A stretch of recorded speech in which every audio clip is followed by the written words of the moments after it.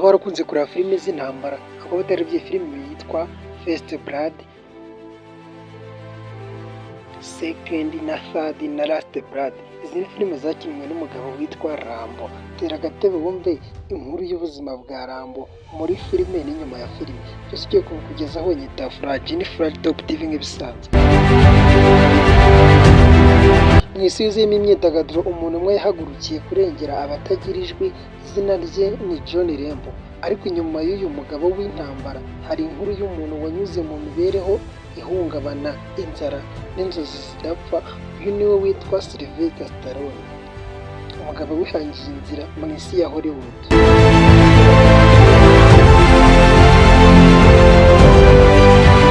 Paje ya mbere y'igitabo iragira iti ubuzima bwa Sylvester Stallone.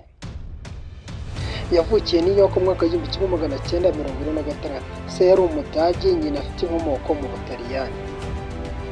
Stallone yavutse afite ikibazo cy'imitsi y'umunwa cyatumaga ijwi rye ridasohoka neza nk'iry'umuntu uvuga ufite ijwi ryiza. Yabaga afite uburibwe. Ijwi rye ryaje kuba ikimenyetso cye cyihariye muri filime. Nawe urabizi uburyo ijwi rye rivuga nk'umugabo utinyitse cyane.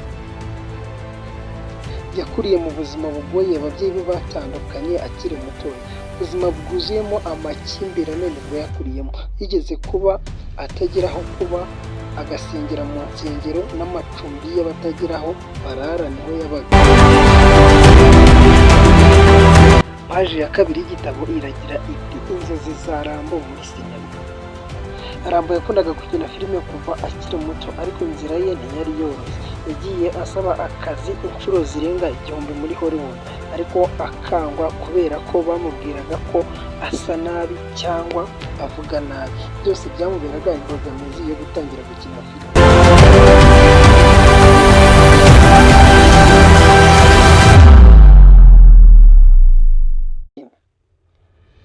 Yigeze gukora filime y'ubuzima busanzwe yitwa Soft Adult Film kugira ngo abone amafaranga yo kugura ibiryo, ariko ntibyamuciye intege. Yahise afata ikaramu atangira kwandika filime ye ubwe ku giti.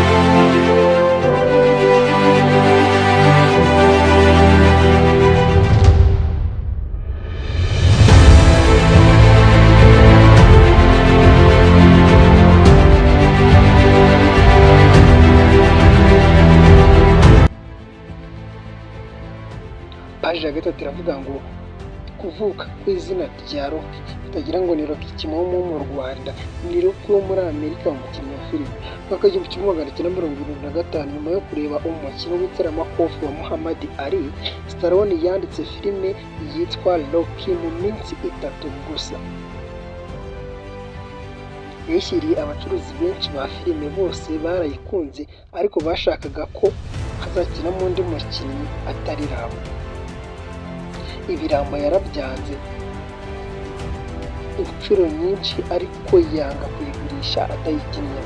Mwaka w'igihumbi kimwe magana cyenda mirongo irindwi na gatandatu, iyi filime yitwa Rocky yarasohotse. Yabaye intsinzi idasanzwe, yegukanye igihembo cyitwa Oscar inshuro 3 zirimo Best Picture na Best Director. Stallone ahita aba icyamamare, kandi inkuru y'umusore uharanira inzozi ze ikomeza gusakara ku isi hose muri sinema. Paje ya kane iragira iti kuvuka kw'izina Rambo. Mwaka w'igihumbi kimwe magana cyenda mirongo inani na kabiri, Sylvester Stallone yagarutse mu kindi gishya icyitwa First Blood, filime ivuga ku musirikare wa Vietnam warwaye ihungabana atumvikana n'igihugu cye. Abantu benshi barayikundaga kuko yerekana ubuzima bw'abasirikari bataha bafite ibikomere by'ubuzima bwo mu mutwe. Uko imyaka yagiye ishira, Rambo yabaye intwari ya gisirikare ku rwego rw'isi. Ahari mu mwaka w'igihumbi kimwe magana cyenda mirongo ine na gatanu yagusohoreye Rambo 2, intambara muri Vietnam. Mwaka w'igihumbi kimwe magana cyenda mirongo inani n'umunani agusohorera Rambo 3, intambara yo muri Afghanistan. Mwaka w'ibihumbi 2008 asohora Rambo 4, ubutumwa bwo kurengera abatagira kivurira muri Myanmar.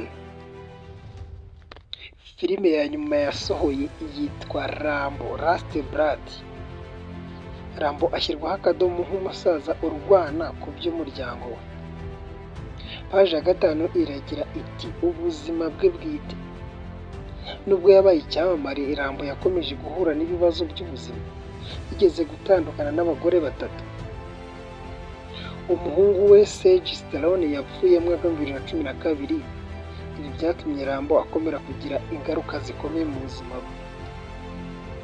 Yakomeje kwiyubaka akora siporo buri munsi kugeza n'ubu afite imyaka irenga 75, ariko nta kibazo gifite mu buzima. Ni umugabo w'umutima ukomeye kandi yanditse filime zirenga 40. Ese wari ubizi? Paji ya 6 iragira iti ubutumwa bwanditswe na Rambo ku isi hose. Rambo yahindutse ikimenyetso cy'umugabo uharanira ukuri, urwanya akarengane kandi utarambirwa no kurengera abandi.